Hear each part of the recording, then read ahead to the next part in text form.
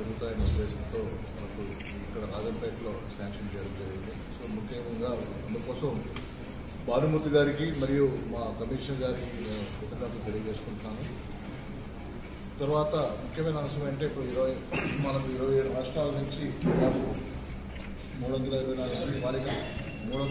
మంది బాలికలు under 14 games ఈ కబడ్డీ టోర్నమెంట్లో పాల్గొంటున్నారు.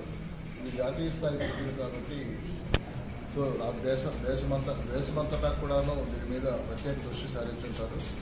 సో ఈ 324 మందికి కూడాను భానుమూర్తి గారు చెప్పినట్లు రేపు వాళ్ళందరూ కూడా అరైవ్ అవుతున్నారు డిఫరెంట్ మోడ్ ఆఫ్ జర్నీస్ ద్వారా. వాళ్ళందరినీ కూడా రిసీవ్ చేసుకోవడానికి టీమ్స్ ఏర్పాటు చేశాం. అదేవిధంగా వాళ్ళందరూ కూడా స్టేజ్ బస్ చేయడానికి మరియు వాళ్ళకి బోర్డింగ్ అండ్ లాడ్జింగ్ అన్నీ కూడా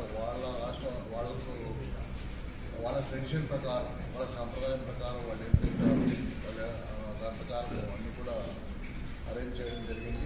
ఈ 5 రోజులు కూడా సాయంత్రం 4 గంటల నుంచి ఈ టోర్నమెంట్ ప్రారంభమవుతుంది. 5 గంటల నుంచి రాత్రి సాయంత్రం 7 గంటల వరకు కూడా ప్రతిరోజు 3 గంటల పాటు ఈ టోర్నమెంట్ జరుగుతుంది. సో ఇది రాజంపేట వాసులకు ఒక మంచి అవకాశం, చుట్టుపక్కల వాళ్ళకి కూడా ఈ అవకాశాన్ని కనిపించే సందర్భం మన రాజంపేట వాసులకు కనిపించినందుకు మా విదేశాంగ కమిషనర్ గారికి మరొకసారి తెలియజేసుకున్నాను. పాత్రికేయ మిత్రులు తెలియజేయాలంటే మనం కావాల్సిన వసతులు అన్నీ కూడా దాదాపు రాజకీయ కావచ్చు, బోర్డింగ్ కావచ్చు, ఎక్కడ కాంప్రమైజ్ కాకుండా నేను అందరికీ కూడా అన్ని సౌకర్యాలు కల్పించడం జరిగింది.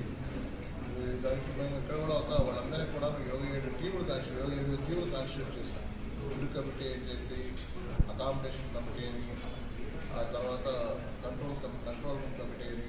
సో 27 టీములు కాన్స్టిట్యూట్ చేసిన జరుగుతుంది. వాళ్ళందరిలో కూడా లైజన్ ఆఫీసర్స్ ఉంటారు. సో ప్రతి ఒక్క టీంతో కూడా ఒక లైజన్ ఆఫీసర్ ఎప్పుడు కూడా టచ్లో ఉంటారు. వాళ్ళకి ఎటువంటి అసౌకర్యం లేకుండా అన్ని ఏర్పాట్లు చేయడం జరిగింది. ఆ పోటీలు కూడా ఎటువంటి పక్షపాతం లేకుండా నిర్వహించేందుకు మనకు రెఫరీలు కూడా టెక్నికల్ కమిటీ ఉంది. సో అన్ని విధాలు కూడా మేము అన్ని జాగ్రత్తలు తీసుకున్నాము. తక్షణంగా పాత్రికేయ మిత్రులందరికీ మరిన్ని వీడియోస్ కోసం ఛానల్ ని సబ్స్క్రైబ్ చేయండి. లేటెస్ట్ అప్డేట్స్ కోసం వాట్సాప్ ఛానల్ ని ఫాలో చేయండి. అండ్ లింక్ డిస్క్రిప్షన్ లో ఉంది.